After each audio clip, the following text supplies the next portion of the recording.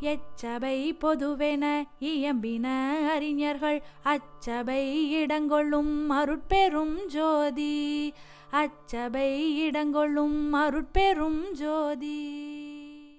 இந்து கோயில்களில் இந்துக்கள் அல்லாதவர்கள் கோயிலில் நுழையக்கூடாது என முன்வாயிலில் அறிவிப்பை காணலாம்.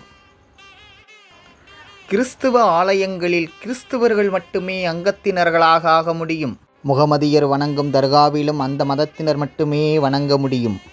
எல்லா சமயத்தவரும் பேதமின்றி வணங்கக்கூடிய ஆலயங்கள் இல்லை இவைகள். வடலூரில் வள்ளலார் அமைத்த சத்திய ஞான சபை ஒன்றுதான்.